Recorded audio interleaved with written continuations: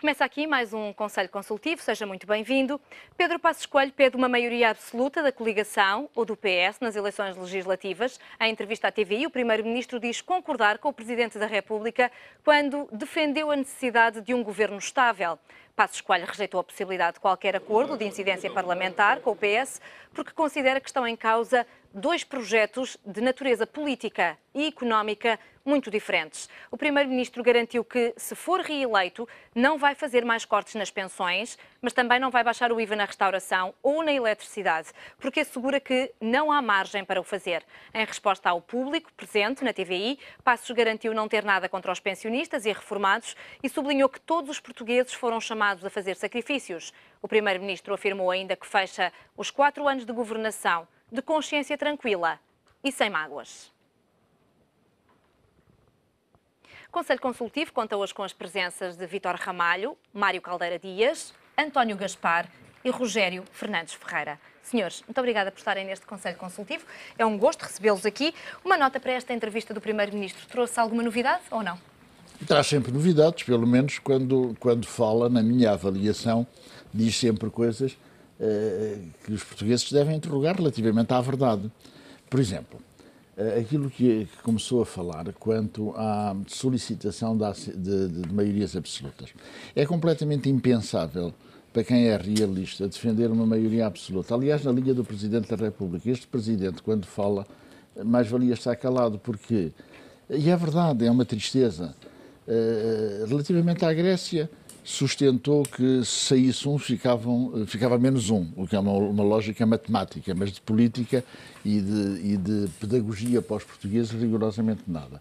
Não esteve na cimeira de chefes de Estado e de Governo, mas alinhou com o Primeiro-Ministro quando o Primeiro-Ministro desmentiu Juncker, como se ele estivesse realmente lá presente. E nas legislativas dá a entender que não dará posse a um governo legitimamente eleito pelos portugueses se não houver maioria absoluta, o que é uma completa inconstitucionalidade e uma completa, digamos, loucura, do meu ponto de vista. Mas agora entrou num ponto que é interessante e se calhar aproveitávamos para desenvolver um pouco Ora, mais. Mas para lhe dizer o seguinte, não é possível haver... Não é possível? Vamos lá ver. Primeiro, não é possível haver maioria absoluta no quadro, no espectro do processo eleitoral em Portugal. Neste momento, não apenas pela dimensão, pelo acréscimo de partidos que vão surgir, mas também, fundamentalmente, porque a experiência, se estudarmos, verifica que só há maiorias absolutas quando a diferença entre o primeiro e o segundo partido é de 16 pontos. Isso não é possível de ser feito. O que é relevante aqui, e deve ser dito, é isto. O PSD e o CDS juntos, nestas sondagens que aparecem, descem 15% relativamente às últimas eleições. Eu repito, 15%. Esta é a realidade. E o que é que sucede? Todos os partidos que se opõem aos partidos do governo têm, neste momento, um score global de 2/3, mais de 60%. Bom, pode vir a suceder o que ocorreu em Espanha, que as pessoas também, porque não estudam, hoje em dia é tudo em cima do joelho. O que é que sucedeu em Espanha nas eleições para os municípios e para as regiões? O PP foi maioritário numa série de regiões, de regiões autónomas e também em cidades. E não conseguiu formar governo. Não conseguiu formar governo, por exemplo, em Madrid, não conseguiu formar governo em Valência, inclusivamente na região. Sabe porquê? Porque os partidos que se lhe opõem tiveram um maior número de expressão, de tal maneira que arredaram o PP do poder. E o que se vai passar em Espanha, não tenho dúvidas nenhumas sobre isso, é exatamente o que se passou nas eleições regionais e autonómicas.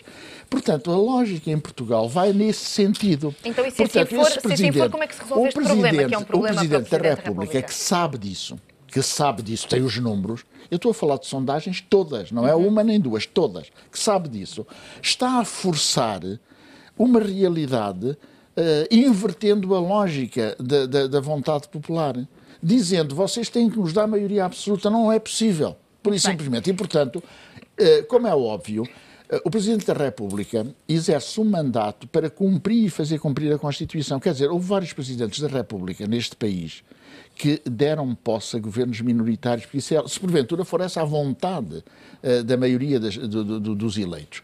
Que história é essa de dizer, não, eu não dou posse, ou dar a entender que não dá posse? Isso é completamente inaceitável. Isto é alinhar com o governo e não ser imparcial. Está a ver? Também essa é a sua leitura relativamente a este tom usado por Cavaco Silva ou não? Sim, o Presidente, desde que disse logo no início da sua carreira política, que raramente, nunca tinha dúvidas e raramente se enganava, não é?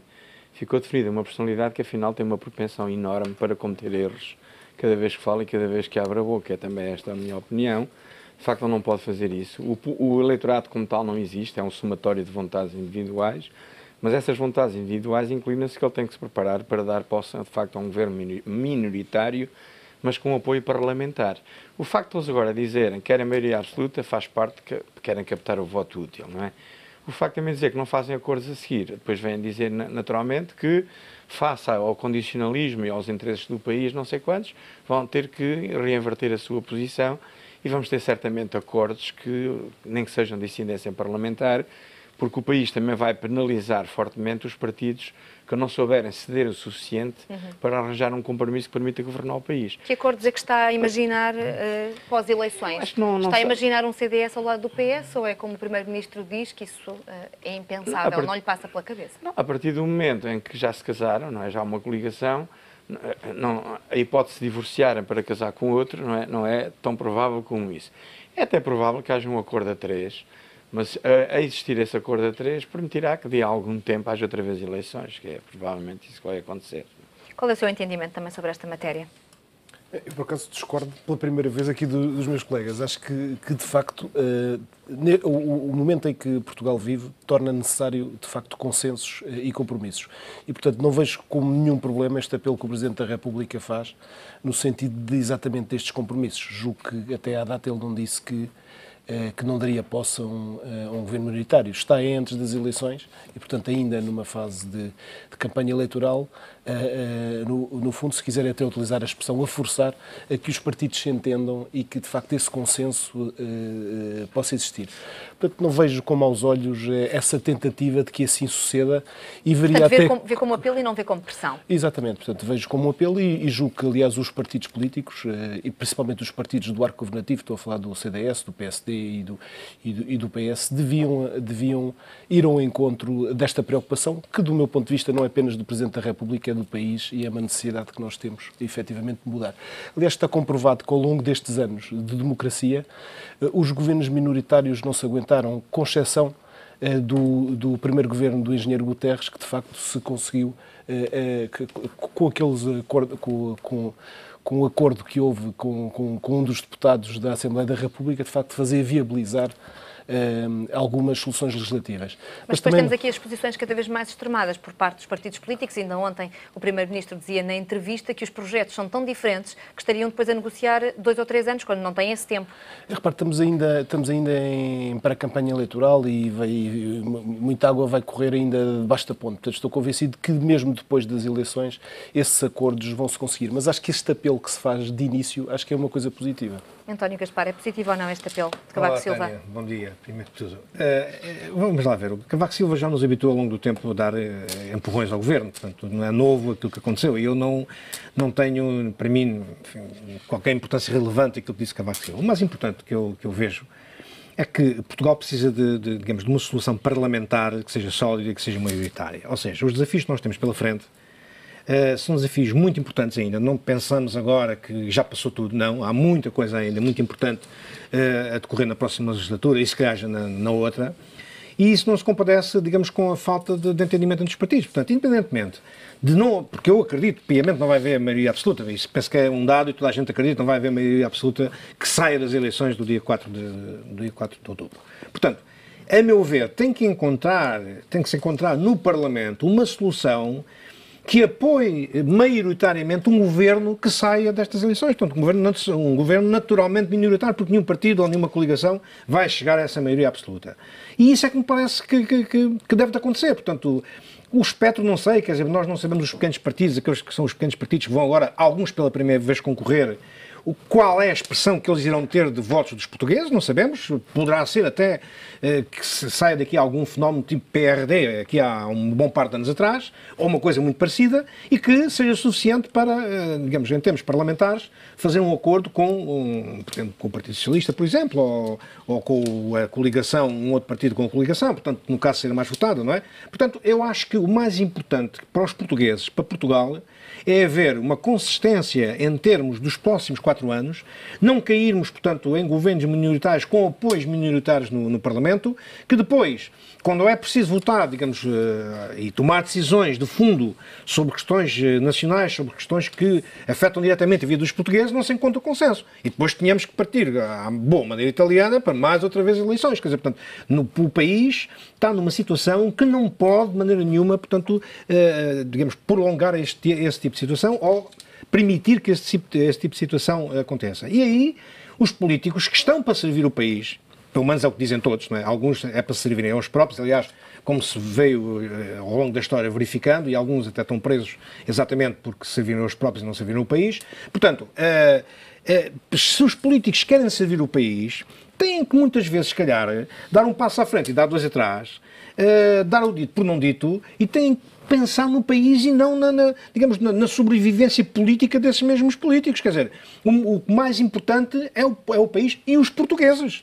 Não é, digamos, a minha situação num partido A, B ou C, e se sou eleito ou se não sou eleito, e se sou ministro ou sou deputado, ou sou secretário de Estado, ou se tenho digamos, uma relevância no Estado em Portugal. Não, quer dizer, tem que ver, acima de tudo, os interesses dos portugueses, os interesses do povo português, que foi tão massacrado ultimamente por estas políticas de austeridade brutais que o governo que está neste momento em funções nos levou, quer dizer, e que o alívio é, naturalmente, uma das primeiras pedras de toque, digamos, que o próximo governo, com certeza, irá ter em atenção. Portanto, primeiro estão os portugueses. E para isso, há que, muitas vezes, fazer alguns sacrifícios, sendo um dos principais sacrifícios, se calhar, dar o dito por não dito relativamente àquilo que foi feito na campanha eleitoral. Entrou na austeridade e na política económica e dá uma deixa perfeita para entrarmos aqui em algumas das políticas.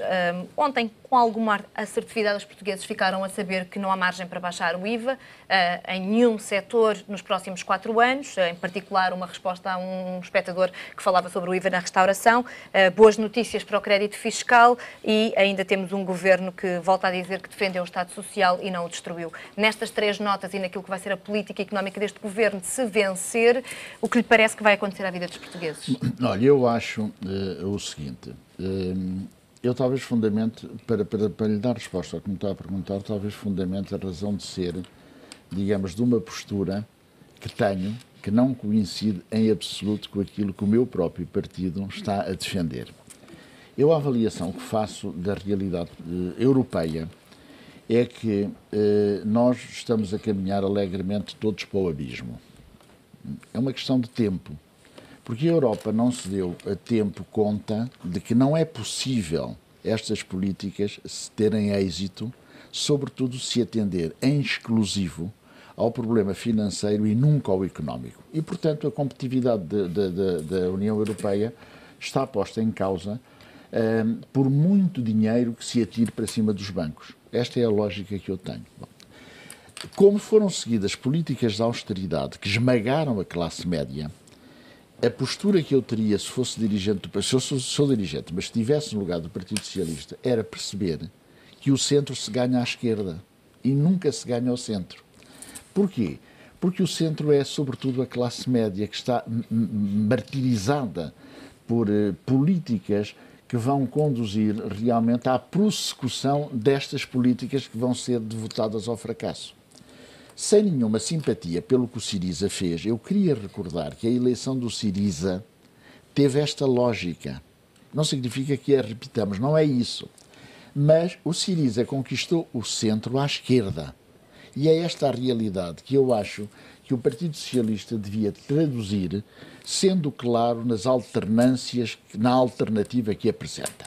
O que quer dizer que a continuação de uma política de austeridade, como está a ser seguida, vai conduzir inexoravelmente ao abismo. Não há hipótese rigorosamente nenhuma. Em primeiro lugar, nós não vamos, como a Itália não vai, como a própria França não vai, como a Grécia não vai, conseguir cumprir a regularização da dívida que se contraiu. Não é possível. Quer dizer, não temos crescimento bastante para isso ser possível. E, portanto, nós estamos a conduzir-nos num choque contra a parede. A circunstância das alterações das políticas serem possíveis resulta se houver uma convergência de esforços entre várias avaliações políticas de partidos que não concordam com esta continuação na lógica de alinhar mais à esquerda para conquistar o centro. É o contrário do que está a ser feito. Esse era um pouco o desígnio do Partido Socialista Europeu quando o Syriza chegou ao poder, num desígnio de, efetivamente, mudar um pouco o rumo da austeridade e encontrar uma alternativa. Já para dar lugar. Eu dei o exemplo da Espanha. É que debaixo da tempestade estão a ocorrer fenómenos que, se nós não olharmos com atenção, não percebemos o que é que se vai passar. A Espanha, o PP, vai perder maioria absoluta. Isso é claro como a água. E ao perder a maioria absoluta vai influenciar a mudança e influenciar de uma forma também muito significativa a própria Península Ibérica, ou seja, Portugal. Como, noutro plano, aquilo que se está a passar com a Grécia, tarde ou cedo, vai influenciar uma mudança também de políticas da União Europeia. Porque se ela persistir daqui a 2 anos nisto, é um desastre total. A Grécia não se aguenta, pura e simplesmente. Olhamos consigo para o cenário mais macro. Mário Caldeira Dias, deixo para si o olhar mais profundo sobre estas medidas ontem. E mesmo em termos económicos, embora eu admita que, de facto, em termos políticos, o Vítor possa ter toda a razão, mas o que é verdade é que conduzir uma política de alívio... Quer dizer, é óbvio que os partidos de esquerda podem ter prioridades diferentes, podem usar a riqueza criada de uma forma, aquela que existe de uma forma diferente, mas em termos globais, colocar a verdadeira alternativa à austeridade é o crescimento económico, não há outra. Porque se for o aliviar da austeridade sem crescimento económico, isto implica mais dívida. O implicar mais dívida implica o agravamento da situação que já agora estamos a dizer que é muito má. E mesmo é preciso também dizer que se a Grécia tem 170% do PIB, a seguir o segundo país é de facto a Itália com 135%, mas nós agora estamos já a seguir com 130%, ou seja, 229 milhões de euros. E era bom que agora, nesta altura de campanha eleitoral, o nosso governo também nos pudesse explicar como é que depois destes sacrifícios todos que fomos fazendo, como é que a dívida continua a crescer desta maneira. Quer dizer, há uma partezinha que pode ser justificada por os tais cofres cheios de dívida para fazer face a eventuais problemas, que são cerca de 15 mil milhões de euros. Não é? Pode haver 8 mil milhões em crédito em questões fiscais mal paradas, não é?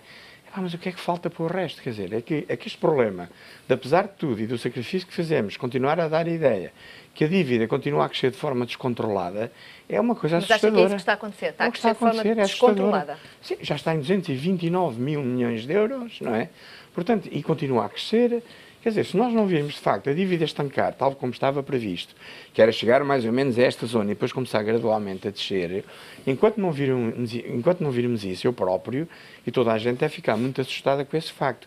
Os déficits estão longe de estar consolidados. E esta ideia que faz sentido agora, antes das eleições, apresentar a situação como consolidada, muito diferente da Grécia, não. A mínima arranjada, o mínimo abanão do lado do petróleo, do lado dos juros, do lado dos mercados, do lado da situação da Grécia, de repente vamos acordar com uma situação muito mais fragilizada do que julgamos à partida, não é? Portanto, o risco de Portugal se transformar ou se aproximar de uma Grécia continua a existir. E os nossos governantes estar agora a prometer mais despesa, mais isto, mais aquilo, seja de quem for, ou menos impostos, ou como o próprio Passos Coelho fez, é no mínimo imprudente. O que nos espera é uma austeridade que vai durar uma geração. Quer dizer, isso é que está... A perspectiva é essa, não é? Gostava de pegar nesta ideia também, precisamente para lhe perguntar se considera ou não que a dívida portuguesa é impagável, se está descontrolada e se aquilo que prometem agora alguns partidos no alívio da austeridade é real. Repare, nós estamos em época de eleições, portanto, tem que tudo analisar com algum grande saldo. Por exemplo, estas medidas, se vir que foram anunciadas por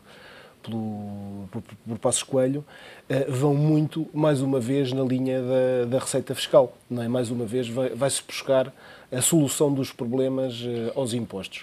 Quando, digamos, o acento tónico devia estar, efetivamente, na redução da despesa e na despesa estrutural, e não na questão da receita. Mais uma vez, são medidas que, do meu ponto de vista, aliás, não passa apenas pela coligação e pelo PSD, passa até por outros partidos, no sentido de criar mais despesa fiscal, que é despesa também. É a questão por exemplo, do crédito fiscal, Eu estou convencido que não há nenhum empresário que invista por razões de existência de um crédito fiscal. Acho que tomam primeiro a decisão de investimento e vão buscar depois o crédito fiscal. Portanto, isto no fundo é despesa fiscal com uma utilidade muitas vezes duvidosa e com um retorno duvidoso. Portanto, é melhor a despesa direta nesse sentido porque é muito mais fiscalizável e muito mais controlável. Relativamente à questão da redução do IVA na restauração, que tanto se tem falado. Do meu ponto de vista, acho que é um erro político, porque, de facto, como o professor Caldeira Dias aqui diz, não estamos em condições, de facto, de reduções dos impostos, pelo menos, infelizmente, é um erro político não baixar ou baixar? Eu acho que é um erro político anunciar que se vai baixar. Sinceramente, acho que é um anúncio... Não, o Primeiro-Ministro diz que não vai baixar. Pois, fez bem em fazê-lo, não é? Fez bem em fazê-lo, porque a probabilidade de se baixar os impostos é reduzida. Agora, podia-se, de facto, ver estas coisas de uma perspectiva mais ampla.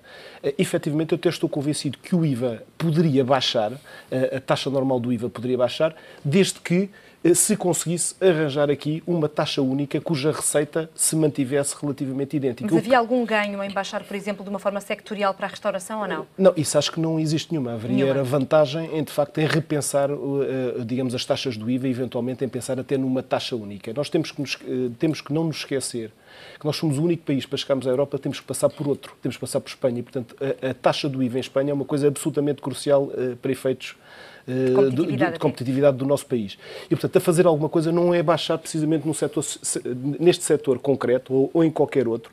Merecer muitas vezes de grupos de interesses especiais que não vão levar provavelmente a nada e vão levar a um aumento, digamos, de uma margem comercial que não é isso que efetivamente se pretende. Portanto, eu, do meu ponto de vista, acho que o Primeiro-Ministro fez muito bem, neste caso concreto, em reconhecer que não há margem para baixar o IVA, designadamente neste setor específico, e como não há margem, digamos, no imediato, provavelmente, de criar novos benefícios fiscais numa fase que, digamos, com as dificuldades orçamentais que o país está a viver. O facto de Pedro Passos Coelho ter seguido esta linha, quando há muitos políticos que às vezes em tempos eleitorais não dizem não nem dizem sim, dizem nim, o facto de Pedro Passos Coelho ter dito taxativamente que não há margem para baixar impostos, permite-nos ou não pensar que ele não está a ser eleitoralista? Quer dizer, essa tem sido sempre a linha que ele tem defendido, não é? Aliás, tem uma expressão muito característica que ele disse aqui há alguns tempos, que as eleições que se lixem, acho que foi exatamente esta a expressão que ele utilizou. Primeiro que era, digamos, que a ideia dele e depois a seguir as eleições. Não, quer dizer, repara uma coisa, nós estamos em campanha eleitoral, não é? Portanto, em campanha eleitoral vale tudo. Mesmo aqueles partidos que dizem que vão baixar, não é?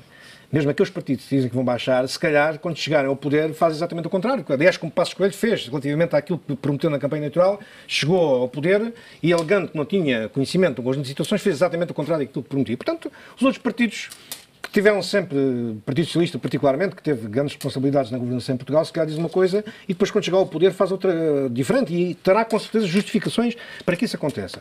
No entanto, eu gostava de dar uma palavra ainda sobre a dívida, sobre a sustentabilidade da dívida portuguesa para dizer o seguinte. 30 segundos para terminar. Sim, mas de facto há neste momento, relativamente aos 220 e tal mil milhões que nós temos de dívida, há à volta de 15 a 17 mil milhões que estão para fazer face já em caixa, para fazer face às amortizações que virão aí, digamos, proximamente e que não sabemos a que taxa é que vamos e vamos a uma taxa perfeitamente, digamos, aceitável, não é? Mas, por outro lado, eu defendo, há muito tempo que venho falando, que a dívida pública, como está, não é pagável, quer dizer, portanto, tem que haver uma reformulação na dívida. Uma reformulação não é, como é que dizer, não é um perdão de capital relativamente à dívida. Não, é um prolongamento no tempo, se calhar com taxas de juro mais parecidas com aquelas da Grécia, que a Grécia está a pagar taxas de juro mais ou menos à Euribor aos 6 meses, um 0, qualquer coisa por cento, nós estamos a pagar 2, tal, 3%, portanto, baixando os juros e prolongando o prazo. Portanto, aí sim, agora, também me parece uma outra coisa, é que quando há, digamos, uma reestruturação da dívida, parte sempre do credor, nunca parte do devedor. E se partir do devedor, terá que ser, exatamente, num contexto europeu, respaldado na União Europeia, no Parlamento Europeu, no Conselho Europeu, em todas as instâncias comunitárias, na Comissão Europeia, para que nós tenhamos, nós e outros países, particularmente, se calhar, a Itália e a Irlanda e a Espanha também, beneficiem exatamente das mesmas condições. Aqui fica, senhores. Foi um gosto e um luxo recebê-los aqui. Tenham um excelente fim de semana e encontramos-nos na próxima semana. Fica por aqui este Conselho Consultivo. Foi bom tê-lo desse lado.